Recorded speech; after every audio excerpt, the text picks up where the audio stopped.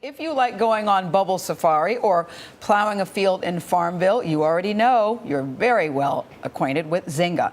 Analysts say the giant online gaming company takes in more than $1 billion a year. But even a company that big can have growing pains. Zynga's stock price has fallen more than 75% in the past year.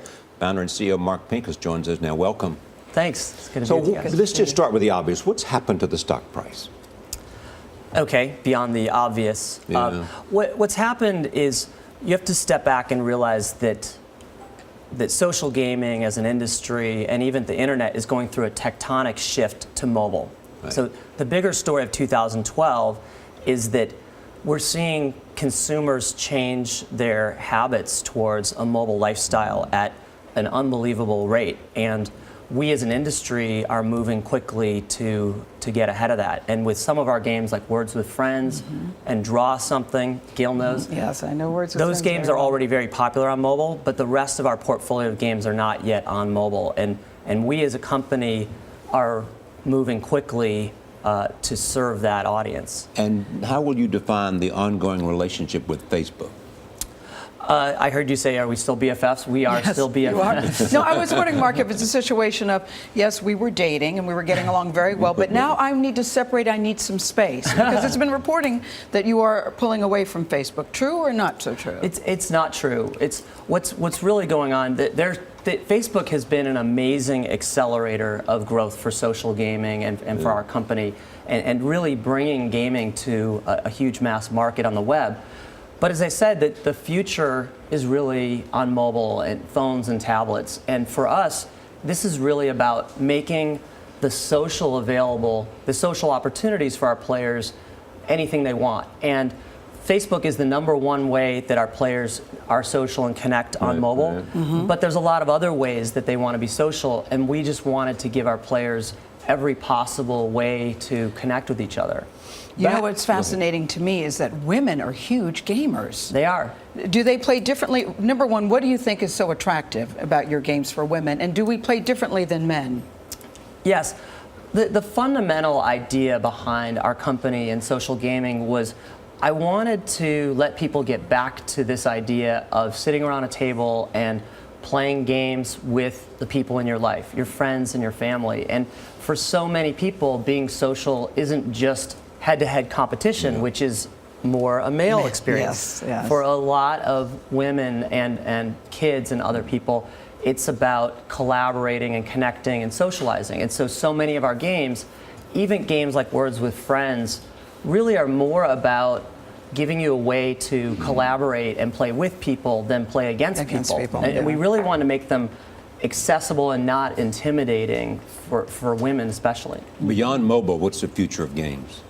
I mean, you, for example, are now bundling it on pay TV and other places. Some say part of that is lessening the dependence on Facebook. Facebook is going to continue to be important in really so many aspects of our lives. The future, in my opinion, is about mobile and it is social. And so Facebook is fundamental to it. But when you say, where is this all going that's so exciting, I think that you're going to see play and gaming coming to more of the fabric in our lives. And I think we shouldn't underestimate how important mobile is to that, because it means you can fit play in your pocket, you can fit play in every part of your life. For me, I've gotten addicted lately to this app called Strava. For people who do road biking, like me, it actually lets you virtually compete with other people who do the same routes and rides you do. So that becomes a game for me. So I just think that you're going to see the concept of play continue to expand. You and I have known each other for a while, and I know you've known Gayle for a while, and we know you among a whole group of entrepreneurs that sort of come together. If you were starting over today, where would you start? Would it be in gaming? Would it be somewhere else in terms of building an app of some other kind? Well, I think that it's hard to even connect with the rate of change that's going on because of mobile. And I think that almost every week, I'm hearing about an innovative, interesting new service. And so it's an amazing time that we as consumers are interested in finding new services. And as an entrepreneur, I would look at so many of these fundamental parts of our offline life whether it's how we travel, whether it's how we bike, and think about, are there ways that I can totally reinvent that in a mobile and an app in a social context? And your charity component, too, is so huge with what you do with the games. I don't think that should be underestimated, the good that has done. Yeah.